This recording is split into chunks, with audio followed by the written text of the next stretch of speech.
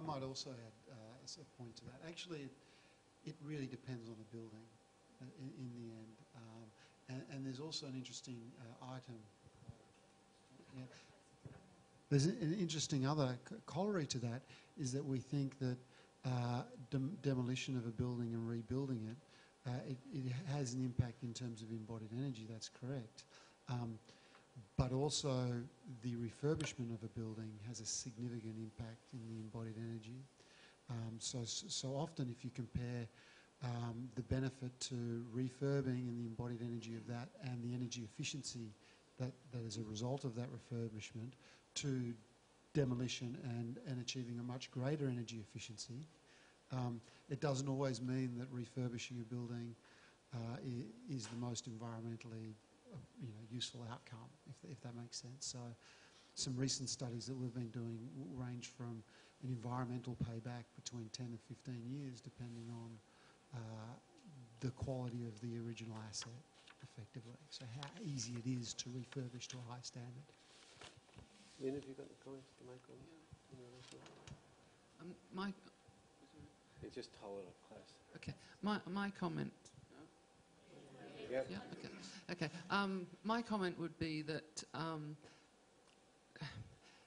until the costs can be priced, until they're within the system, then it's very much is a one-off situation between the different properties.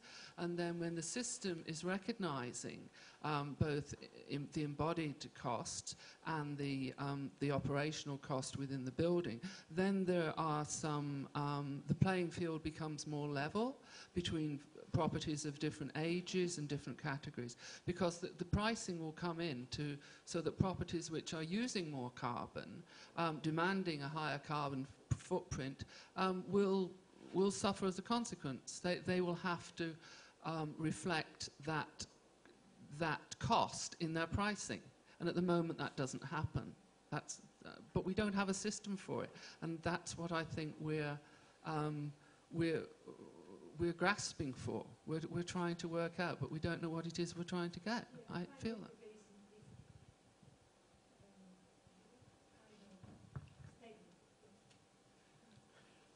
Okay. Next question. Up the back there.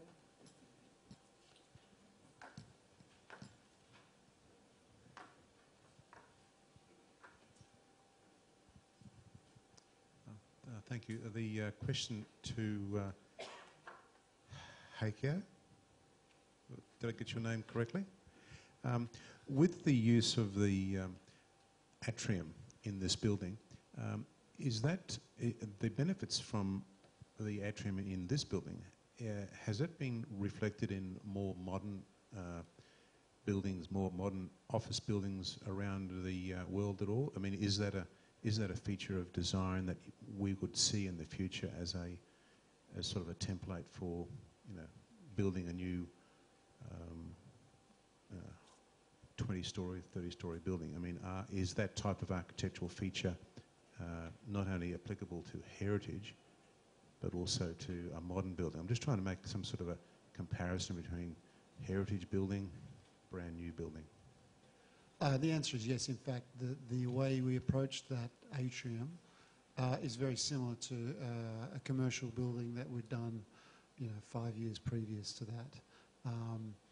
And a series of buildings use that kind of idea. So the interest, I guess the key point of interest for me of that atrium is actually how we've opened the edge of that atrium. And we've had one or two examples of that with a lot of fire engineering, but to do that in a heritage building was complicated because of the narrow gap between one side and the other. But the value in that, I basically took the client on a site visit on a series of different atriums and demonstrated that essentially an open edge atrium just doesn't block you so much from cross communication. They have a much better feel effectively, but it took a lot of work to get it through in this particular case. I'm interested to know what sort of savings you've had in terms of lighting costs as a result of the atrium and an option with that atrium. In terms of lighting cost, we didn't really get much of a saving.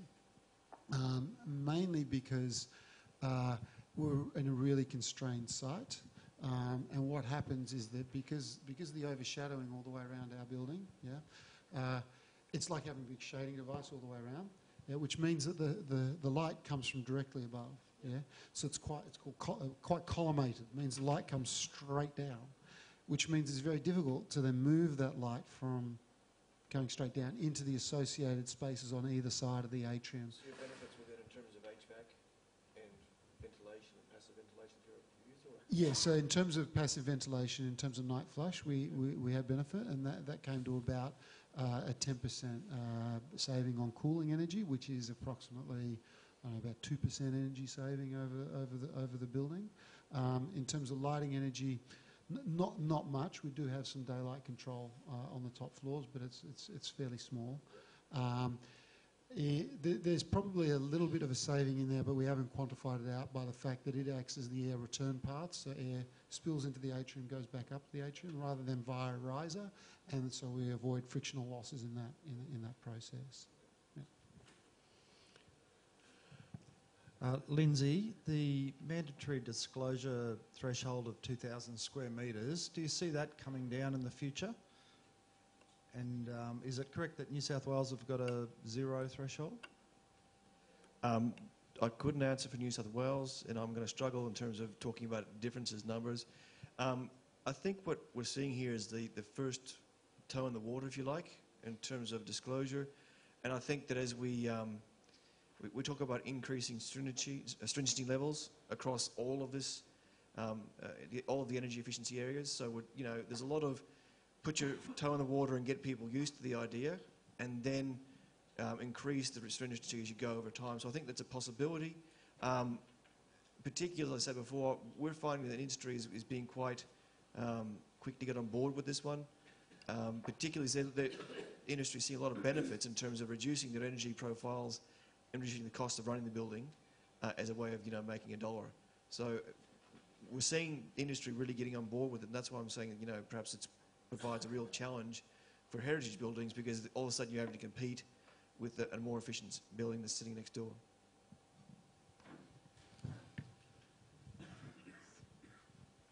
Here's one. Yep. You might be able to hear me without it.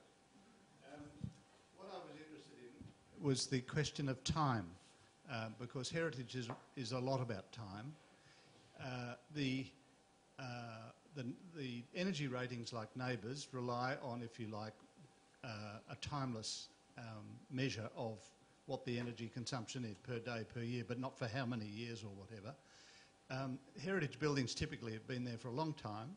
The buildings that replace them very often are not designed for such a long life, and I'm not sure to what extent any of the future measuring tools might take into account the period of time within which the building that you replace it with, the new energy efficient one, is going to last, and what at the end of that the cost of throwing away the embodied energy of that and replacing it with a similar kind of perhaps 30-year building instead of a 150-year-old building. I'd just be interested to hear comments on that. It's a really good question. And currently I think the Green Building Council is trying to address similar issues. They're going through an existing building ratings tool at the moment. I think Adam might be talking about that later on. So it's a very good question. And the real question is, what is the time frame that you put onto those kind of design items? The simplest way to do it, and the way we tend to look at it, is that most buildings, when you design them, there's a kind of design life in the brief. That's accepted, and it ranges from different parts of the building will have a different design life. So the structure of a building would have a 50 to 100-year design life typically. So a facade would have a 50-year to 30 to 50-year design life, and the mechanical systems actually, it will range from 2 for parts of them to about 20 years, for example. So it's a really good question, and formalising those kind of numbers is a bit of a guess, but there are ways that industry is looking at them. I am aware of some studies certainly that have come out of the UK recently from British Land, which has a huge portfolio of commercial property, a lot of which is of a good age, and they have looked indeed quantified the expected life of those assets they already have and of the component parts. So if you want to let me know, I can give you a reference for a study that's been very recently released. Yeah. It's called Redefining Zero, and it's from the Royal Institution of Chartered Surveyors. So it's free, so I can give you a copy. I suppose the only thing I'd add in that space is that what we're looking at in terms of operational energy is that we see that as we've got operational energy being reduced, the comparison with the embodied energy, so operational energy, if we say that's at 25%, embodied energy or life cycle energy might be at the 2 or 3%, but if you can have your 25% down to 12, all of a sudden that 2% becomes more interest. And Natalie was talking about easy to reach, low hanging fruit in terms of the space. Well, probably that operational energy actually was not immediately seen as being that low hanging fruit, but as the parities come together, it becomes more of interest, and it's certainly something that we're grappling with from a policy perspective at the moment. Questions? Any further? You've got a question? Good, great. I have a question of Heiko.